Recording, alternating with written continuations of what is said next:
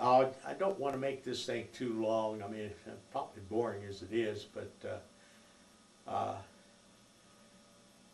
I've always been kind of a proud guy, uh, and I hope it doesn't show too much, but I tried to keep it reined in, but I've been always proud of my family and where I came from and what we did.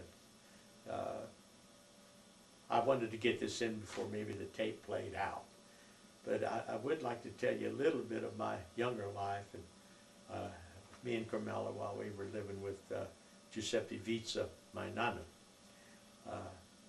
God, I was such a good-looking kid, you wouldn't believe it, but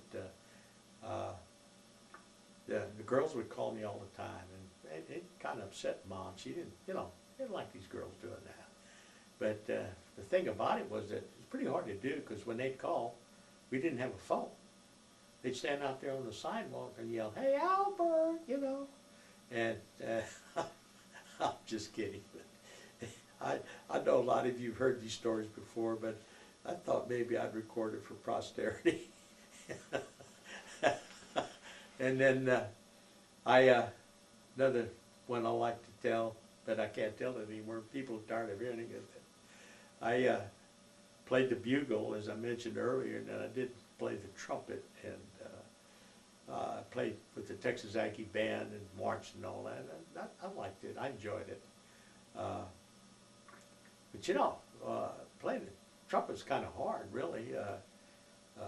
I played the trumpet with very little knowledge of music. I tried to take a few lessons from a Mexican gentleman, and I didn't speak Spanish very good, so we had a hard time communicating here. He was trying to teach me music, how to read, how to count, and we traded out with him. We'd give him produce for the lessons, but anyway, it was fun learning. But so when people ask me, "Yeah, did you play the trumpet?" I said, "Yeah, I played mostly by ear," and they'd say, "Oh, well, that's good." I said, "Yeah, it was hard too, because most people use their lips, So that was always good for a laugh too.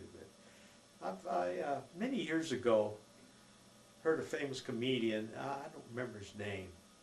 It could have been Jack Benny or Jimmy Durante or one of those icons of comedy. That I heard him say that he loved making people happy and made them, love people, laugh and all that. And he said, always try to leave them laughing.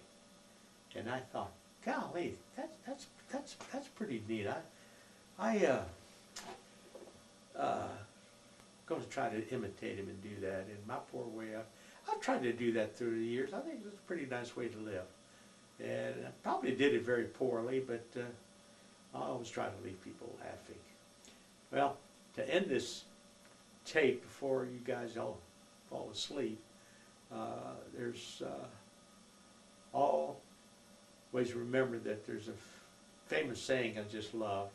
We go around saying, have a nice day, have a good evening, things like that. Well, the Italians threw a Capuchin monk many years ago who died when I was in high school. He was in Italy, and his name was Father Pio, P-I-O, which means pious in English. He started saying way back there before this expression, have a nice day, became, used so much. I'd never heard it much before until the last few years,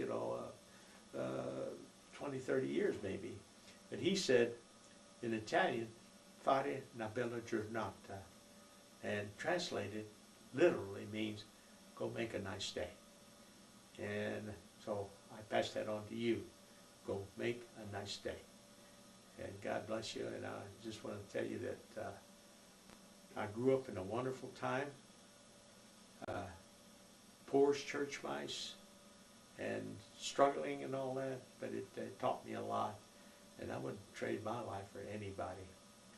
I also want to thank my wife, Dorothy, who's been tremendous for me.